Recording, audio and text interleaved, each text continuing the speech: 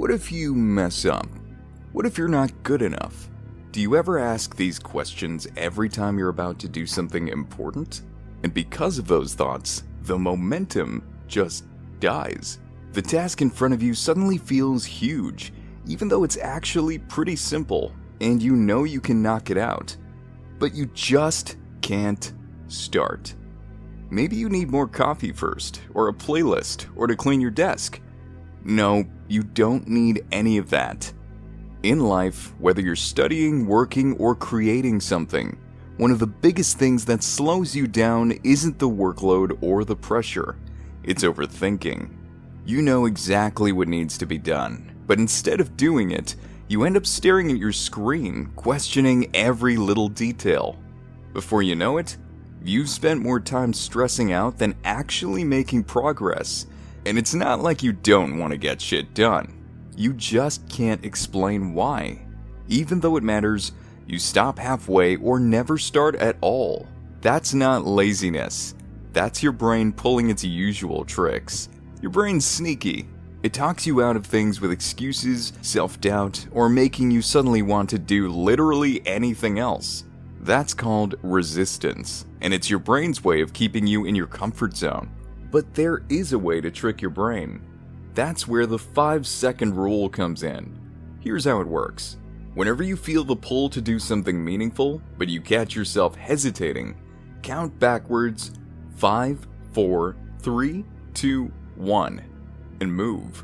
Send the email, open the doc, get out of bed. Whatever the task is, just begin before your mind talks you out of it. So why does this actually work? Because the countdown interrupts your thoughts, pulls your focus away from all the excuses, and gets you out of overthinking. And this is not just some motivational trick. This is actually backed by science. When you count down 5, 4, 3, 2, 1, you engage the prefrontal cortex, interrupting old habit loops and creating a shift in focus. It's called metacognition, and it gives you a chance to act intentionally instead of react habitually. When you pair that countdown with even the smallest action, you take control before your thoughts have time to drag you down again. So the next time you catch yourself stuck, unsure, or hesitating, don't wait. Just count. Because hesitation is a warning light. It tells your brain something feels risky, even if it's not, and the 5-second rule cuts it off before it can snowball into panic, procrastination, or self-doubt. That's why it's so useful in everyday moments, the ones where you want to act but find yourself freezing up. Like, want to speak up in a meeting but you're overanalyzing every word? 5, 4, 3, 2, 1. Go for it. Or staring at your gym shoes, totally unmotivated? Count down and put them on anyway. Once you start using this, you'll notice it's way easier to follow through when you don't give your thoughts time to derail you. When you use the 5-second rule enough, you start to develop a bias toward action. That means instead of thinking, waiting, or hesitating, you just move. And in a world full of distractions and doubt, action becomes your secret weapon. And it's not just about finishing tasks, it changes how you respond to pressure.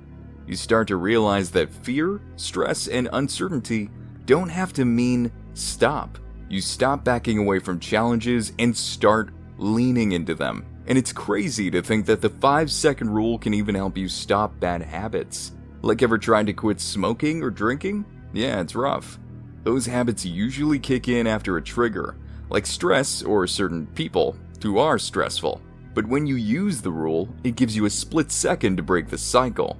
So when you feel the urge creeping in, count down from 5 to 1 and do something else. Take a walk, grab some water, text a friend, anything that moves you in a different direction. That small shift teaches your brain a new response, because neuroscience shows we can't just delete bad habits, we have to replace them. The countdown creates a pause where you can make a different choice. You interrupt the cycle of avoidance and plug in a new response, one grounded in action. And this habit of counting down starts to become automatic. Counting down becomes a ritual, a cue your brain starts to associate with movement. This pairing rewires your response to hesitation and makes action your new default. The 5-second rule also helps when you're feeling anxiety. By interrupting the wave of anxious thoughts, it gives you a moment to ground yourself. When anxiety starts bubbling up, count down from 5 to 1. Then shift your focus. Take a few deep breaths, stretch, or think of a memory that calms you. The countdown pulls you away from the panic and towards something you can control. It's a simple trick, but it can help you feel steadier in the moment. Over time, it builds emotional resilience, confidence, and real courage. Most people think courage is some big dramatic thing, like speaking on stage or running into danger to help someone. And yeah, that's definitely courage, but not everyone's out here doing heroic stunts every day. Real courage is actually way more ordinary and way more doable. Sometimes courage is just a few seconds of pushing through. It's saying the honest thing when it'd be easier to stay quiet. It's trying again after failing. It's getting out of bed when everything feels heavy. Courage is doing the hard thing even when it scares you. And it's kind of like a muscle. The more you use it, the stronger it gets. Every time you use the 5-second rule, you're building everyday courage. With that kind of courage, you slowly start building new habits. Every time you do something, anything, even something small, it counts. Little by little, these moments build momentum, and that's how you start trusting yourself. Eventually, the countdown isn't just a trick, it becomes a mindset. A 5-second mindset means you live with urgency, presence, and power. You start waiting and start leading. Your job, your habits, your life. And once you start doing this every day, you start acting quicker and with a clearer mind. Soon you'll see that the main thing stopping you from moving forward in your job, growing, or having your next big idea is you. It's not your job, your boss, or anything else. It's just that moment when you let fear take over. But once you learn to stop that moment, it becomes your strength. You don't need to change who you are or wait to feel brave. You just need 5 seconds of courage, over and over, until it becomes a part of you. That's how things start to change. Not all at once, but little by little.